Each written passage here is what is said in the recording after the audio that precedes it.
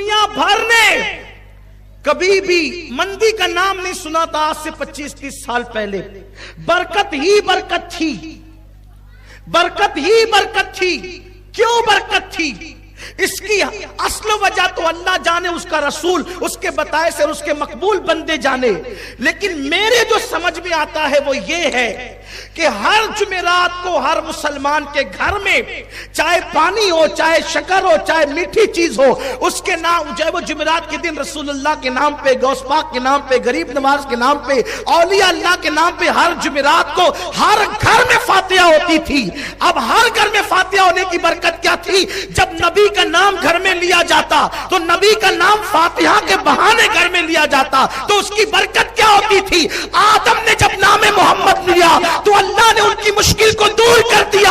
ہم نام محمد فاتحہ کے نام پہ جب ہر جمعرات گھر میں لیتے تھے تو اللہ اس کی برکت سے مصیبتوں کو دور فرما دیا کرتا. غوث پاک کا نام لیا جاتا, غریب نواز کا نام لیا جاتا تھا. میرے آقا فرماتے, عبداللہ ابن عباس کی روایت ہے کہ اصحاب کہف کا نام لیا جائے تو گھر میں چوری نہیں ہوگی, آگ نہیں لگے گی. ارے اصحاب کہف کا نام لے لو تو اتنی برکت ہوتی ہے. خود محمد رسول اللہ اور ان کی اہل بیت کا نام لو, ان کے اصحاب کا نام لو, تو گھروں میں برکت نہیں ہوگی تو کیا ہوگی؟ جب سے تم نے بند کر دیا نا ایصال ثواب, پھر دیکھو تمہارے گھروں کا حال کیا ہوگی.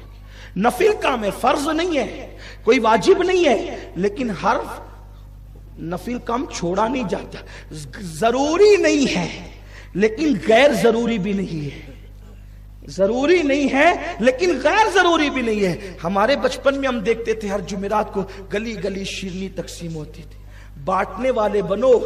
آقا فرماتے ہیں جب تک تم اپنے بھائی کی مدد کرتے رہو گے اللہ تمہاری مدد کرتا ہے. اب مسلمانوں کو کیا ذہن دیا گیا؟ مت بانٹو, ہڑپ کرو, کھاتے جاؤ, اس کا چھین کھاؤ, اس کا چھین کھاؤ, اس کا لے ڈوبا, اس کا لے ڈوبا. ارے مسلمان دینے آیا, چھیننے نہیں آیا. تو یہ بزرگان دین کا طریقہ ہے. اچھا ایک اہم بات, اس کا فائدہ کیا؟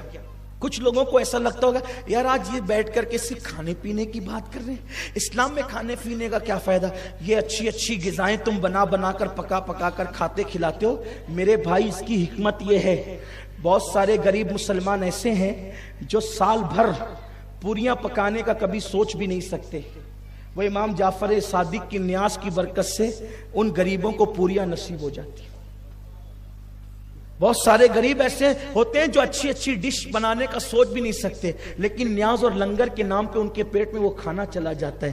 تو کبھی تو کسی کا دل خوش کرو, کبھی تو کسی کو اور یہ بات یاد رکھنا, کھلا کر جتنا سکون ملتا ہے اتنا کھا کر سکون نہیں ملتا. مومن کی شان ہے وہ اپنا لقمہ دوسرے کے منہ میں ڈالتا ہے. تو میرے آقا علیہ السلام کے پیارے دیوانوں, بات دور نکل گئی. عرض یہ کر رہا تھا کہ ایک کا عمل دوسرے کو فائدہ پہنچاتا ہے. آخری حدیث, اس پہ تفسیرہ کر کے بات ختم. ایک صحابی کا انتقال ہوا. اب دھیان سے سننا, اس پہ بات ختم ہوگی. ایک صحابی کا انتقال ہوا.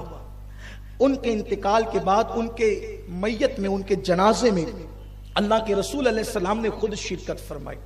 حدیث پاک کا مفہوم ہے, جب ان کو قبر میں دفن کر دیا گیا, جب قبر میں ان کو دفن کر دیا گیا, مٹی ڈال دی گئی, تو آقا کریم صلی اللہ علیہ وآلہ وسلم ان کی قبر پر موجود رہے. جب آقا کریم صلی اللہ علیہ وآلہ وسلم قبر پر موجود رہے تو صحابہ نے کیا دیکھا؟ اچانک اللہ کے رسول صلی اللہ علیہ وسلم کے چہرے پر ایک عجیب سی ناگواری کے آثار, بظاہر پریشانی کے آثار نظر آئے. اس کے بعد اللہ کے حبیب صلی اللہ علیہ وسلم نے کہا سبحان اللہ سبحان اللہ الحمدللہ الحمدللہ اللہ اکبر اللہ اکبر. اللہ کے رسول علیہ الصلوۃ والتسلیم نے قبر بننے کے بعد تھوڑی دیر گزری, حضور قبر پر کھڑے ہوئے تھے, چہرے پر آثار ظاہر ہوئے افسردگی کے. سرکار نے تسبیح پڑھی, تکبیر پڑھی, اللہ رب العزت کی کبریائی بیان کی. پھر کیا ہوا؟ آقا کریم صلی اللہ علیہ وسلم کا چہرہ کھلنا شروع ہوا, اور ایسے کھل گیا جیسے گلاب کھلتا ہے, یا 14ویں رات کا چاند جیسے تمتماتا ہے, ویسے حضور کے چہرے پہ خوشی کے آثار ظاہر ہوئے. پھر حضور وہاں سے نکلے. بہت عبرت والی بات ہے. صحابہ نے پوچھا آقا آپ نے جب یہ میت دفن ہو گئی اور آپ کھڑے تھے تو آپ کے چہرے کا رنگ اچانک بدل گیا، سرکار اس کی وجہ کیا تھی؟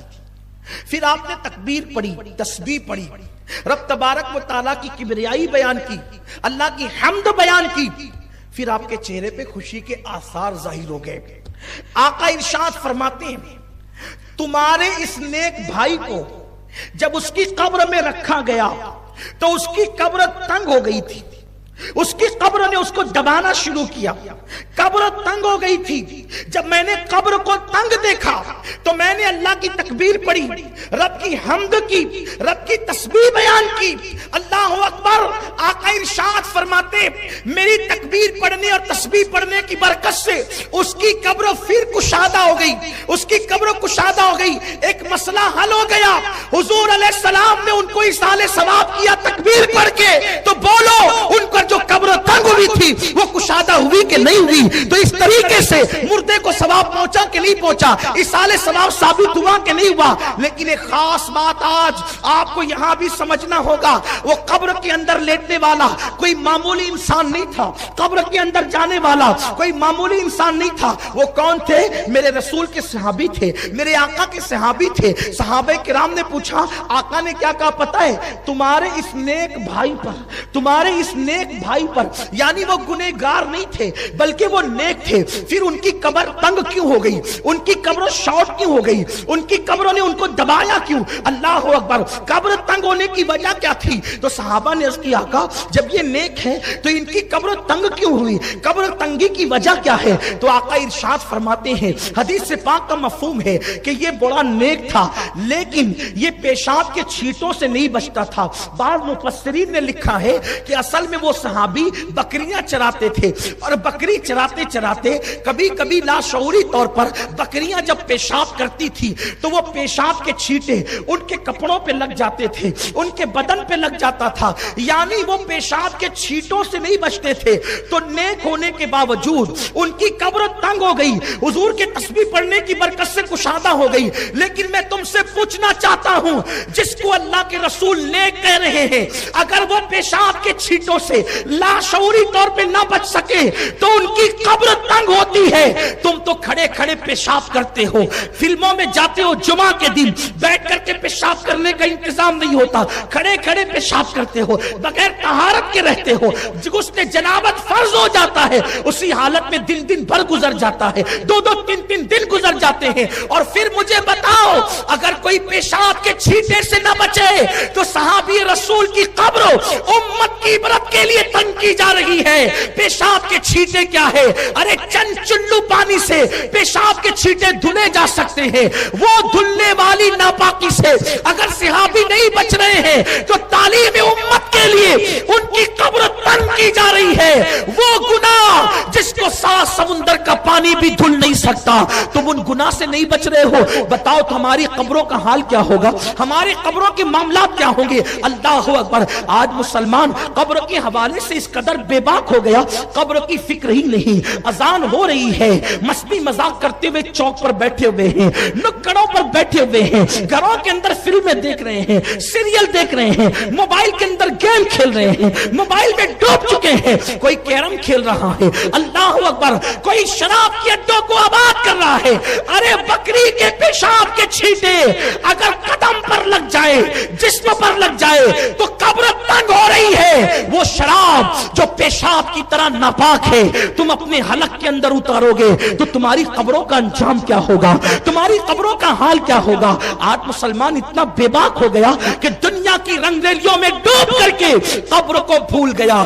یاد رکھنا، قبر وہ قبر ہے جہاں پر کسی کا خاندان نہیں دیکھا جاتا، قبر وہ قبر ہے اللہ اکبر جہاں کسی کی خوبصورتی نہیں دیکھی جاتی، کسی کی وجاہت نہیں دیکھی جاتی، کسی کی مال و دولت نہیں دیکھی جاتی۔ قبر انسان کو چاروں طرف سے دباتی ہے۔ اللہ کے رسول علیہ الصلوۃ والتسلیم فرماتے ہیں کہ جب بے نمازی کو اس کی قبر میں رکھا جاتا ہے تو جب قبر اس کو چاروں طرف سے دباتی ہے تو چاروں طرف سے اس کی پسلیاں آپس میں ایسے مل جاتی ہے. یہ انگلی کر کے اللہ کے حبیب نے انگلیوں کا اشارہ کر کے بتایا, دونوں طرف کی پسلیاں آپس میں مل جاتی ہیں. اے میری قوم کے جوانوں, کیرم کلب میں بیٹھ کر کے وقت ضائع کرنے والوں, شرائط پر تاش کے پتے کھیلنے والوں, حرام لقمہ اپنے پیٹ میں ڈالنے والوں, ایک وقت وہ جلد آنے والا ہے. موت کی تلوار تمہارے سروں پر بھی لٹک رہی ہے, موت کی تلوار میرے سر پہ بھی لٹک رہی ہے. بولو ہم نے کیا تیاری کی ہے؟ آج مال و دولت کی محبت میں اتنے غافل ہو گئے کہ قبر کو بھول گئے. میرا اللہ قرآن میں فرماتا ہے الہاکم التکاثر حتی زرتم المقابر, مال کی زیادہ طلبی نے تمہیں ہلاک کر دیا یہاں تک کہ تم قبر کے دہانے تک پہنچ گئے. آج نہ حلال دیکھا جا رہا ہے نہ حرام دیکھا جا رہا ہے, الگ الگ انداز سے کاروبار کیے جا رہے. اگر مال کمانے کے لیے کسی کا قتل کرنا پڑے تو آج کا مسلمان قتل بھی کر رہا ہے. مال کے لیے کسی کا گھر اجاڑنا پڑے تو آج کا مسلمان گھر بھی اجاڑ رہا ہے. مال کمانے کے لیے اللہ رسول کی نافرمانی کرنی پڑے تو آج کا مسلمان اللہ رسول کی نافرمانی بھی کر رہا ہے. میرے بھائیوں, آخر بتاؤ تو کتنی گارنٹی لے کر آئے ہو, کب تک جیو گے؟ حلال مال کمانے والے مال اپنی قبروں میں نہیں لے جائیں گے تو حرام کمانے والے لے جائیں گے اپنی قبر میں مال. کیوں جا رہی ہے میری قوم نشے کی طرف؟ کیوں جا رہی میری قوم حرام کی طرف؟ لوگوں کا حال ہی ہو گیا 10 روپے قرضہ دے, کل 15 لا کر کے دوں گا, یہ سود ہے. کچھ تو ایسے نکامے ہیں کہ بیٹھے رہتے ہیں ہوٹل پہ, ہوٹل کی کرسیاں توڑتے رہتے, بیوی جائے برتن جھاڑو کرنے اور یہ ننگے نواب, یہ اپنی استری نہیں ٹوٹنی چاہیے. اسلام بوجھ بننے کی بات نہیں کرتا, اسلام بوجھ اٹھانے کی بات کرتا ہے. مرد وہ نہیں ہے جو بیوی کی تنخواہ پر گزارا کرے, مرد وہ ہے جو خود کما کر کے دوسروں کا بوجھ اٹھائے. لوگ بڑی بڑی باتیں کرتے ہیں, حرام مال کماتے ہیں, بیٹھے رہیں گے, وہ آ رہا ہے, وہ نہیں ہے وہ ہے, وہ نہیں ہے وہ ہے. اچھا شرط لگا, وہ نکلا تو تو چائے پلائے گا. اسلام میں شرط لگانے کی کیا گنجائش ہے؟ نہیں, کچھ نہیں. کچھ لوگ ایسے گھنٹوں گیم کھیلتے موبائل پہ بیٹھے ہوتے, کھلونا بنا لیا موبائل کو, ناجائز ہے, ٹائم برباد کر رہے ہو. سوچو قبر, صحابی رسول کی قبر, صرف پیشاب کے چھینٹوں سے نہ بچے, قبر تنگ ہو گئی. اور صحابی کسے کہتے ہیں؟ اولیاء سے بڑا مرتبہ صحابہ, بڑے سے بڑا ولی صحابی کے قدم تک نہیں پہنچ سکتے. جب ان کی قبر صرف پیشاب کے چھینٹے سے, وہ بھی جان بوجھ کے نہیں, لاشعوری طور پر. ہماری قبریں کیا ہوگی؟ ہم نے تو شراب کو حلق کے اندر ڈالا ہے جو پیشاب کی طرح ناپاک ہے. وہ کتا گولیوں کی نشے میں ڈوبے, لت میں ڈوبے, سود کے ناپاک حرام لقمے اپنے حلق کے اندر ڈالے, کسی کا قتل کیا, کسی کا دل دکھایا. جانتے ہو اگر قبر کی تیاری کرو گے تو بھی مرنا ہے, اور تیاری نہیں کرو گے تو بھی مرنا ہے. قبر میں جاؤ گے, نہ بیوی آئے گی, نہ بچے, نہ مال, نہ منال, نہ دوست, نہ احباب. میرے بھائیوں, جن دوستوں سے تم نے دل لگایا ہے نا, ان میں سے بہت سے وہ ہوں گے جو آپ کی میت میں بھی نہیں آئے. بولیں گے یار دکان پہ بیٹھنے والا کوئی نہیں ہے, پلیز ذرا سا تھوڑا اگر جنازہ مؤخر کر دیتے تو اچھا ہوتا. ہنسنے کی بات نہیں ہے. قبر میں اکیلے جانا ہے, اکیلے, اور وہاں صرف عمل پوچھا جائے گا. عمل, اعمال کام آئیں گے. کیا کیا تیاری کی ہے؟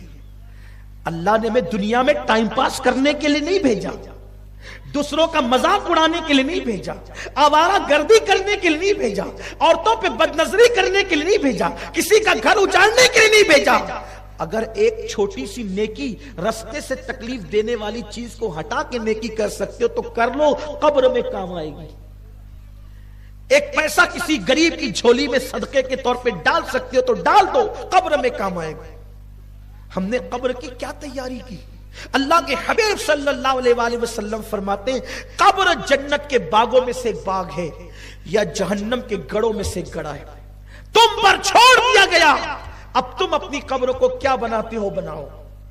یا جنت کے باغوں میں سے باغ بنا لو یا جہنم کے گڑوں میں سے گڑا بنا لو. قرآن کہتا ہے الذی خلق الموت والحیات لیبلوکم ایکم احسن عملا. اللہ نے زندگی اور موت پیدا کر کے تم سے امتحان لیا ہے کون تھوڑی سی زندگی کو پا کر اچھا عمل کرتا ہے. اچھے اعمال کے لیے آئے ہو, اچھا عمل کرو. کیوں پاپ کرتے ہو, کیوں گناہ کرتے ہو؟ جس وقت موت آئے گی میرے بھائیوں, آج تم اپنی جوانی پر غرور کر کے کیا نہیں کر رہے ہو. آج تم اپنی زندگی پہ تکبر کر کے وہ کون سا گناہ ہے جو ہماری زندگی میں موجود نہیں ہے. مذاق میں بھی جھوٹ بولنا حرام ہے, جھوٹ اپنی عادت بن گئی. ایسا مت کرو. اپنی گفتگو کو اختتام پر لے جاتے ہوئے کہوں, قبر کیا ہے صرف اتنا سمجھ لینے والا انسان قبر کی تیاری کرے گا. بات قبر کی آ گئی ہے تو میں عرض کروں, وہاں کا تو دن بھی رات سے خطرناک ہے میرے بھائیوں. وہاں کا دن بھی رات سے خطرناک ہے, تو وہاں کی رات کا عالم کیا ہوگا. اگر اپنے کمرے میں ہم ہو, لائٹ آف ہو جائے, لائٹ چلی جائے, پنکھے بند ہو جائے, تو اپنا 10x10 کا کمرہ ہمیں پریشان کرنے لگتا ہے. اپنے کمرے میں چپکلی چوہا دیکھ کر ہم ڈرتے ہیں. 10x10 کے کمرے میں اندھیرے میں اور گرمی میں اپنا من نہیں لگتا. ہم باہر نکل کر کے آتے ہیں. جب قبر میں اندھیرا ہوگا, قبر میں گرمی ہوگی, قبر میں تاریکی ہوگی, تو باہر نکل کر جاؤ گے کہاں؟ قبر میں ٹھنڈک لانا ہے, نماز پڑھو. نماز پڑھ کے آقا کی آنکھوں کو ٹھنڈک پہنچاؤ, نمازی بنو. سب کے لیے ٹائم ہے, رب کے لیے ٹائم نہیں. کب تک گناہ کرو گے, کب تک گناہ کرو گے؟ اللہ کے حبیب صلی اللہ علیہ وآلہ وسلم غیب دا نبی فرماتے ہیں, جب مردے کو اس کی قبر میں رکھ دیا جاتا ہے تو لوگ اس کے منہ پر مٹی ڈال کر جب پلٹتے ہیں تو مردہ ان کو حسرت سے دیکھتا اور کہتا ہے, بھائی تو بھی جا رہا ہے, چچا تو بھی جا رہا ہے, ابا آپ بھی جا رہے ہیں, دوستو تم بھی جا رہے ہو. لیکن کوئی اس کی بات سننے والا نہیں ہوتا, حتیٰ کہ وہ قدموں کی آہٹ سنتا ہے اور حسرت سے دیکھتا ہے کہ کاش میں نے ان سے دل نہ لگایا ہوتا. سب سے دل لگانے والوں, رب سے دل کب لگاؤ گے؟ سب کے لیے وقت نکالنے والوں, رب کے لیے وقت کب نکالو گے؟ جن لوگوں کو یہ معرفت نصیب ہو گئی وہ اپنی قبروں کی راتوں کو درست کرنے کے لیے پوری رات روتے تھے. اور یاد رکھنا, جنہوں نے قبر کی تیاری کی انشاءاللہ ان کی قبر جنت کے باغوں میں سے ایک باغ ہوگی. ان کے لیے جنت کا بستر بچھایا جائے گا, ان کے لیے جنت کا بستر بچھایا جائے گا اور کہا جائے گا نم کا نومت العروس, سو جا ایسے جیسے پہلی رات کی دلہن سوتی ہے. غفلت مت کرو, یہ زندگی پہلی اور آخری مرتبہ دی گئی ہے. کب تک کے نشے کی لت میں پڑو رہو گے؟ کب تک لڑائی جھگڑے کرتے رہو گے؟ کب تک کیرم کلبوں پہ وقت گزارتے رہو گے؟ کب تک تاش کے پتے کھیلتے رہو گے؟ کب تک موبائل کے اندر گم رہو گے؟ موبائل ضرورت کے مطابق استعمال کرو, منع نہیں ہے, لیکن پوری رات پورا دن اس میں لگا رہے ہو. نہیں میرے بھائی, بہت جلدی موت آئے گی. آقا ارشاد فرماتے, موت جب آتی ہے تو اتنی تکلیف کے ساتھ آتی ہے کہ تلوار کی 313 ضربیں اگر ایک ساتھ کسی کے اوپر لگائی جائے تو اتنی تکلیف نہیں ہوتی جتنی روح کے نکلتے وقت انسان کو تکلیف ہوتی. جو ایمان پر دنیا سے چلے گئے وہ کامیاب ہو گئے. اب باری اپنی ہے, اس گھاٹی سے ہمیں گزرنا ہے, اس کی تیاری کرو. دنیا کی رنگریلیوں میں کب تک ڈوبے رہو گے؟ لوگ کہتے ہیں ارے وہ ابھی بیٹھا تھا ابھی چلا گیا, ابھی کھانا کھا رہا تھا چلا گیا, ابھی مجھ سے مل کے گیا چلا گیا. جیسے ہم لوگوں کے لیے کہہ رہے ہیں, ایک دن لوگ اپنے لیے بھی کہیں گے ابھی کھڑا تھا چلا گیا, ابھی بیٹھا تھا چلا گیا. تھوڑا اللہ کے لیے اپنے حال پہ رحم کر. تمہاری منت کرتا ہوں, تمہارے ہاتھ جوڑتا ہوں, میری قوم کے جوانوں, دنیا میں پاپ کے لیے نہیں آئے تھے, دنیا میں گناہ کے لیے نہیں آئے تھے, دنیا میں بدکاری کے لیے نہیں آئے تھے, اپنی قبر کو بہتر بنانے آئے تھے, اپنی آخرت کو بہتر بنانے آئے تھے. بھولا ہوا سبق یاد کرو. مدینے کے تاجدار نے تمہاری آخرت کو سنوارنے کے لیے جو تمہیں اصول عطا کیے ہیں ان اصول کو اختیار کرو. خدا کے لیے قبر میں کوئی کام نہیں آئے گا, قبر میں ہمیں اکیلے جواب دینا ہوگا. قبر کے اندھیرے کو اگر اجالے میں تبدیل کرنا ہے, اللہ کے گھروں کو آباد کرو. داڑیاں منڈا کر گٹروں میں مت پھینکو, چہروں پہ داڑیاں سجاؤ. صدقہ کثرت سے دو، اللہ بری موت سے بچائے گا۔ آقا ارشاد فرماتے ہیں جو کثرت سے صدقہ دیتا ہے اللہ اس کو بری موت سے بچاتا ہے۔ ہمیشہ سچ بولو تاکہ مرتے وقت زبان پہ کلمہ نصیب ہو، اچھی موت آئے، کلمے والی موت آئے۔ گانے مت گنگناؤ، کانوں میں ایئر فون لگا کر کے وقت